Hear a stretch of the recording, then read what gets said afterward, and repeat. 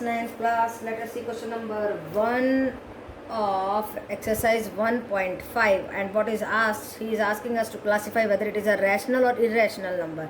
2 minus root 3 क्यों है irrational? क्योंकि ये रैशनल में से इरेशनल को घटा दी गया, therefore it is a irrational number.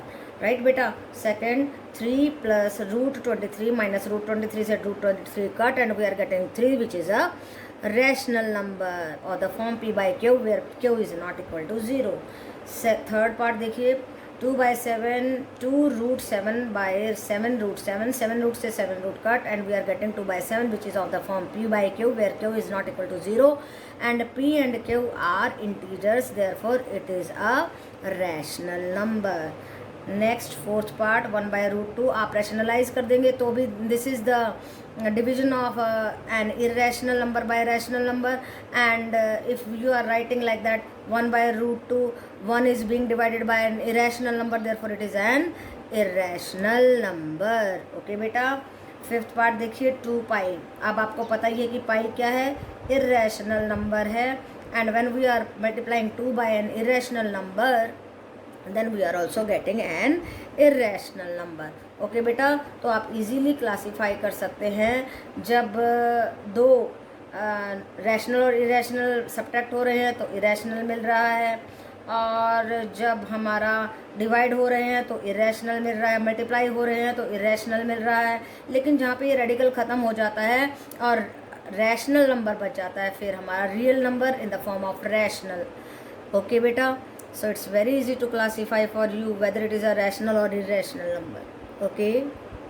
Yes, 9th class. Now let us see question number 2. And in question number 2 on the page number 24 of your NCERT book, what he is asking? He is asking us to simplify these, this and this. 3 plus root 3 into 2 plus root 2. क्या करेंगे? 3 से एक बार इस सारे को multiply करेंगे, फिर root 3 से इस सारे को. देखिए क्या आता है, 3 2 जा 6, 3 root 2 plus 2 root 3 and then 3 को 2 से मल्टीप्लाई करके रूट 6 आ गया है. So what we are getting, 6 plus 3 root 2 plus 2 root 3 plus root 6. It's very easy and you can do it very easily. Second part देखिए, 3 plus root 3 into 3 minus root 3. इसमें फिर से वही आइडेंटिटी लग रही है कि एक बार जुड़ रहे हैं, एक बार घट रहे हैं. So we are getting a square minus b square, ये वाली आइडेंटिटी. तो आइडेंटिटीज़ का आपको ध्यान रखना है. देखिए 3 स्क्वायर करेंगे then we are getting 9, root 3 square करेंगे we are getting 3. So what we are getting 9 minus 3 is equal to 6. Next देखिए third part, root 5 plus root 2 का होल स्क्वायर. जब इसमें कौन सी आइडेंटिटी लग रही है देखिए ज़रा, a plus b whole square. So a square plus b square plus 2ab. ये आइडेंटिटीज़ आपको लर्न रखनी है, इसके बगैर आपको कुछ नहीं आएगा. ओके बेटा. रूट 5 का स्क्वायर तो 5 आ गया, रूट 2 का स्क्वायर तो 2 आ गया, क्योंकि हमें मालूम है कि 2 से हमारा रेडिकल कट हो जाता है.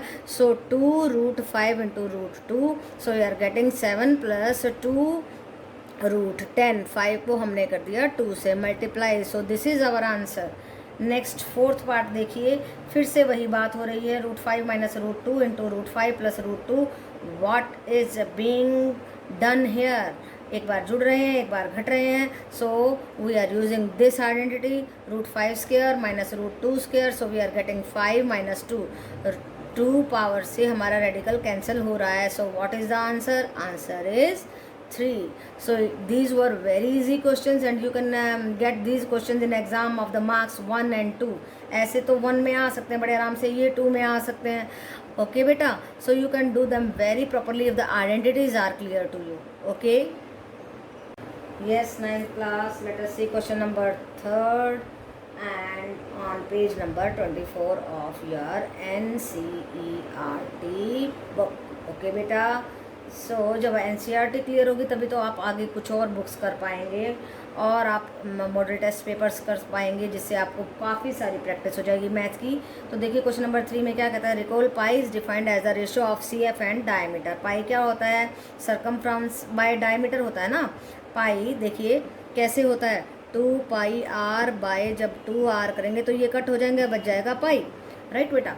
सो what he is saying that if the pi is equal to c by d, this seems to contradict the fact that pi is irrational. कहते हैं कि ऐसा लगता है कि ये और ये दोनों बातें मिलके कह रही हैं कि ये इरेशनल है या नहीं. बिल्कुल इरेशनल है.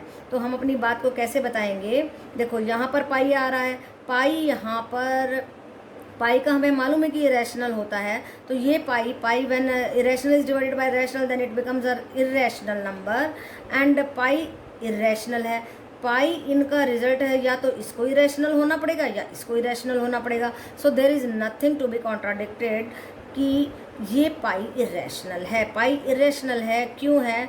Whether the C is irrational और द डी इज इरेशनल. तो दोनों में से जब कोई एक इरेशनल होगा तो पाई पूरा इरेशनल होगा, और वैसे भी पाई इरेशनल होता है, ये बात हमें मालूम है.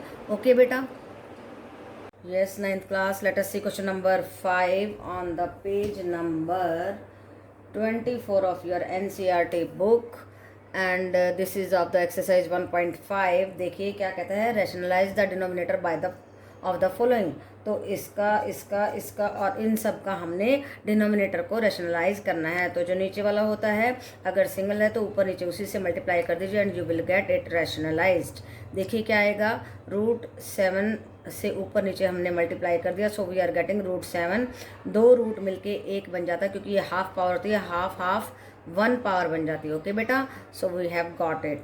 Now next question, 1/√7 - √6 is equal to 1/√7 - √6 into, बीच वाला साइन चेंज कर दीजिए, ऊपर नीचे मल्टीप्लाई कर दीजिए, √7 + √6 /√7 + √6. ये सीधा ऐसे ही आ जाएगा. और यहाँ पे कौन सी आइडेंटिटी लग रही है? वही आइडेंटिटी लग रही है. जब एक बार जमा होते हैं एक बार घटते हैं तो a² - b². बार बार देखो कितनी बार लग रही है. तो आपको इसे लर्न करना है. √7 का स्क्वायर - √6 का square, so we are getting √7 + √6 /7 - 6. So we are getting √7 + √6. This is our answer. Okay beta, in the same way we can do part 3. 1/√5 + √2 is equal to 1/√5 + √2. बीच वाले का साइन चेंज करेंगे, ऊपर नीचे मल्टीप्लाई करेंगे, एंड वी आर गेटिंग √5 - √2 /√5 का square -√2 का square. So we are getting √5 - √2 /5 - 2, and answer is coming out to be √5 - √2 /3. Okay बेटा, so it was a very simple question if you learn this identity. Okay, in the fourth part, 1/√7 - √2 is equal to 1/√7 - √2 into, बीच वाले का sign change कर दीजिए, घबराइए मत. अगर root इधर आ गया तो भी कोई दिक्कत नहीं है. देखिए कैसे करेंगे, √7 + √2 /√7² - 2 का स्क्वायर.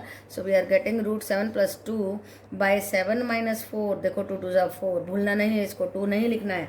ये तो यहाँ पे हाफ पावर थी तो 1 बन गई, लेकिन इसका तो हमें स्क्वायर करना पड़ेगा.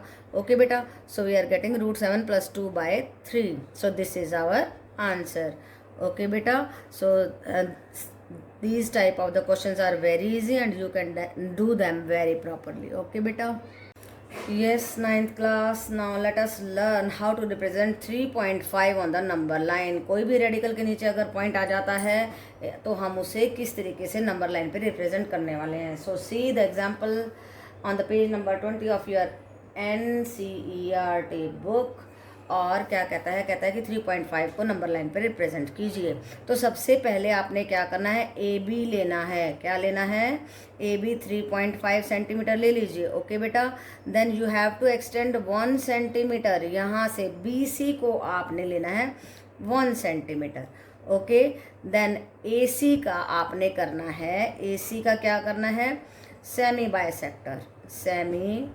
बाइसेक्टर.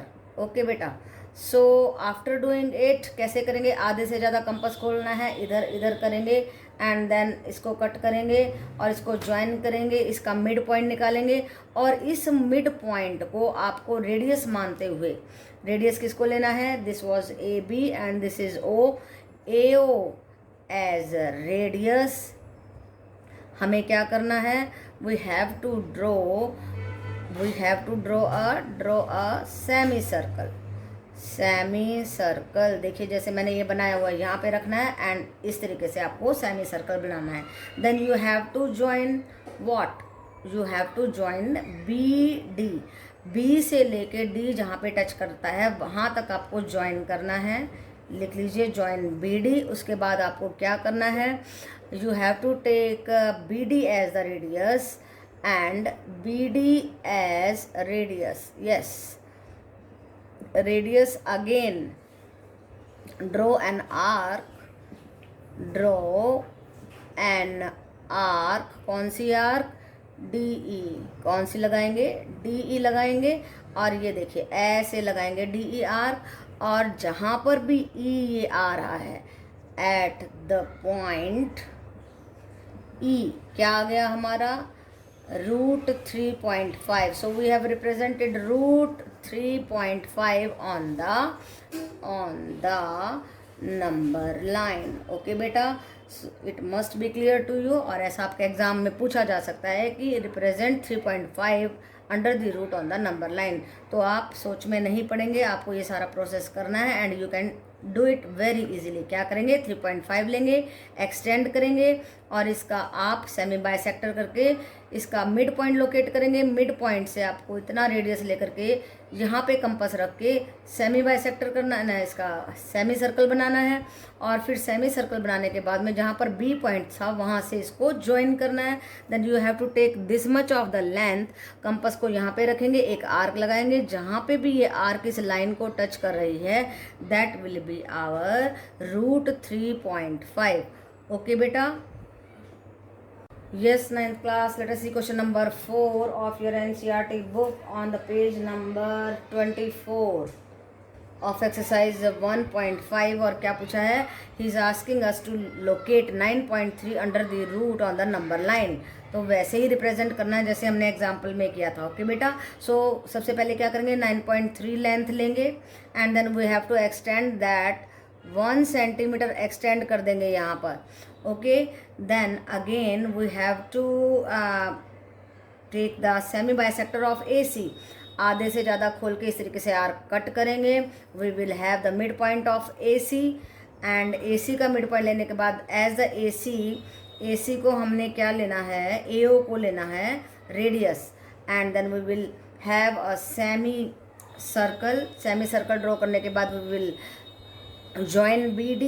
देखिए join BD and then take the compass को BD इतना खोलिए और यहाँ B पर रख करके you have to draw an arc, और जहाँ E पॉइंट नंबर लाइन को टच कर रहा है दैट इज़ आवर रूट 9.3।